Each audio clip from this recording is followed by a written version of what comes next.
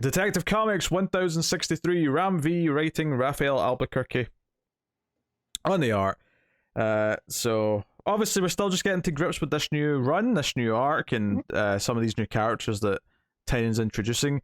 There's a framing device here of sorts with Bruce coming to see Harvey Dent, who's, he's feeling better. He's not feeling two-faced. Obviously, he still has the physical scars, but yeah, he's claiming not to be involved in anything. Bruce is trying to see who's making a power play in Gotham and the underworld, because someone's making moves. We've seen it. It's people representing this family who are on their way to Gotham, and we get into a bit more of that, and more definitively, we get this realization that one of their ancestors who was living in Gotham changed his name to Arkham, and Amadeus Arkham's a descendant of that person when he created the asylum. And part of why they're coming is because while the Arkham Asylum's under this bastard name, as they call it, they want to come and not let their family's memory drift into nothing and sort of reclaim.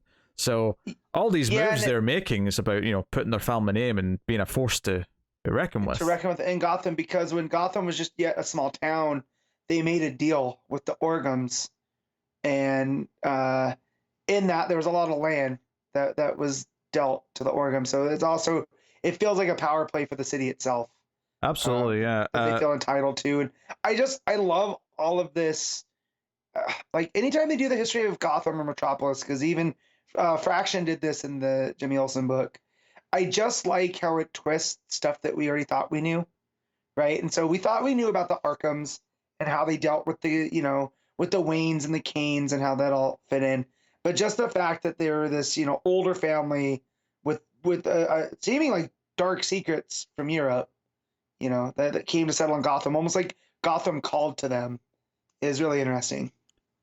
Yeah, it's one of those things where it doesn't feel too shoehorned in or retconned because it's going so far back in the timeline, and it's this doesn't change who Amadeus Arkham was. I mean, Amadeus Arkham might not even have known about this, like these ancestors. This is like going further back and into things that aren't as relevant, but obviously this family remembers and want to come back and reclaim what's theirs. It kind of reminds me of the Court of Owls, but without the weird secret society aspect. It's these people are kind of moving. They are in the shadows, but not like the Court of Owls was, right? Where they're a secret society, whereas these guys are, almost coming in like a new crime family. But I do get those vibes of there's a secret to Gotham, and they're gonna unveil it.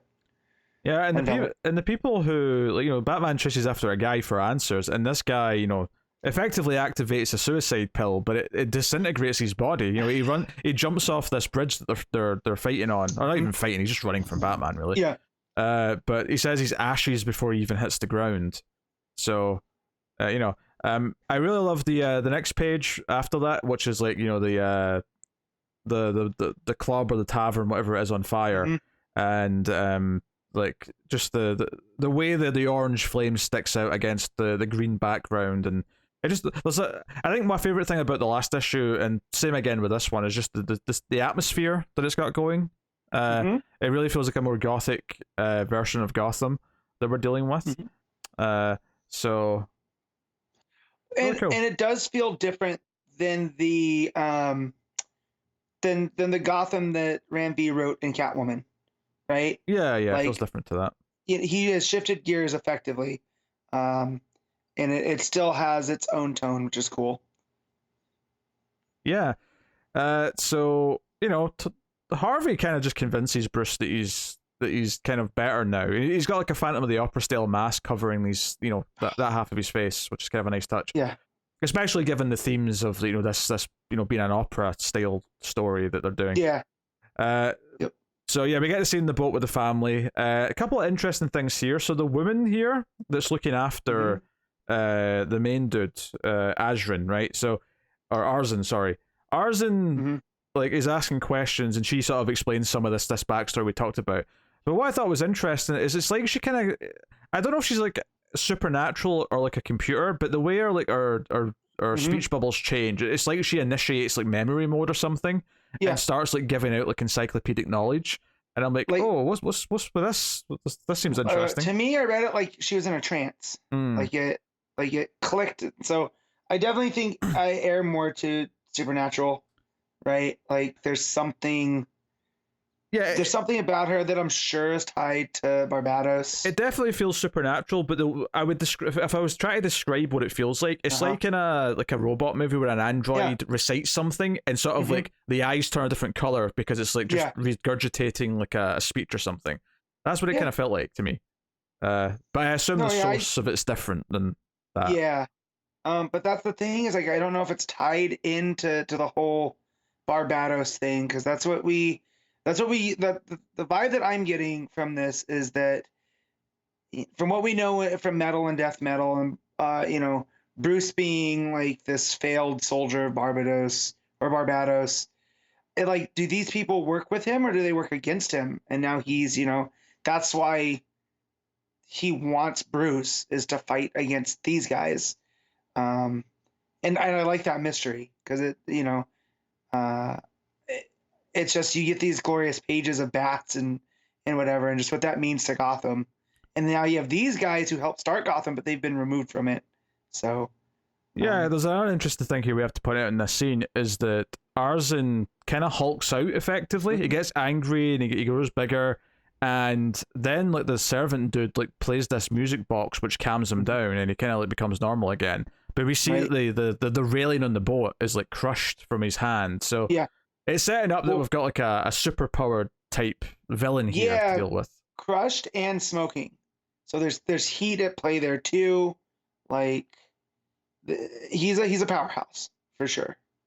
So yeah, we're teasing kind of what they're up to. Batman sneaks in to Blackgate to talk to the Maestro. Because he found the music box in the last issue and thinks that the Maestro might, have some insight given that that's his expertise. So he comes here to play this, and he talks about black noise and how it's this sound, this harmonic sound that can be used to control people and convince people of things. To change whole societies is the phrase he uses specifically.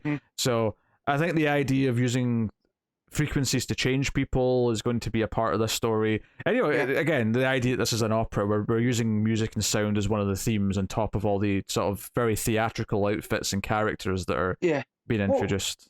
And it plays into that metal too, because that's eventually how they overcame it, right? It was the vibrational frequencies of the D and C chords, that were repeated. I've forgotten that, but yeah, you're right. No, that was a silly theme that I remember. So just the fact too that music ties back to the whole multiverse and the beginnings of all of this, I think is a really cool way to tell the story. Yeah, and then it's when Batman's on his way back that he succumbs to pain and sort of like crouches down, and we see Barbatos sort of monologuing above him, sort of so soon the music. I was going to say this last part that it says here. Soon the music will end, and their lingering will be the yawning knell of my name. So, yeah, really cool looking pages. This is where Albuquerque shines the most, probably, is drawing Barbatos. For sure. Well, and what I want to bring up too is this is all very operatic as well, right? It's he's doing this big, huge solo, if you will, to kind of press the story forward. In just like you said, the way that it's drawn, the framing of everything, the red background on the blue background, it just makes him pop, and he looks so scary. Like this is the most monstrous I think I've seen Barbados look. So or Barbatos, I'm trying to say it right. After the last time. Yeah, Barbatos. But yeah, as you pointed out, there's a bat in the middle there. So really trying to focus on that part.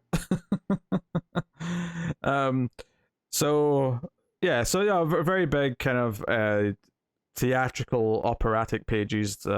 Operatic, is that even a word? Operatic, yeah. So it sounds like a word. The ending of the issue is that Two-Face, Harvey Dent, is confronted with the guy who's been doing the bidding for the family, and is basically saying, "Oh, why?" Because he bumps into him, and Harvey says sorry, and he's like, "Wait, you're not the man you once were. You start with an apology like a weakling, and he hits him and basically gives him something, and intoxicates him with something. Like a dust. It's a green mist. Yeah, because he wants him to kind of be Two-Face again, effectively, but be Two-Face to do their bidding, to sort of be the face of like this underground movement, effectively.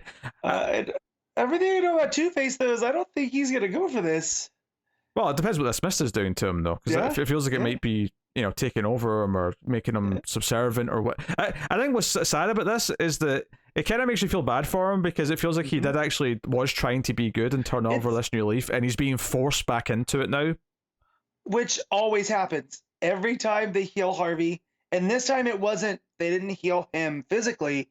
It seems like whatever they did, it was the emotional and mental level, right? It helped him put that Harvey Two-Face persona behind him. And this seems to wake it back up, which is why I think is interesting here is, right, he ends up on the ground, and he talks about how,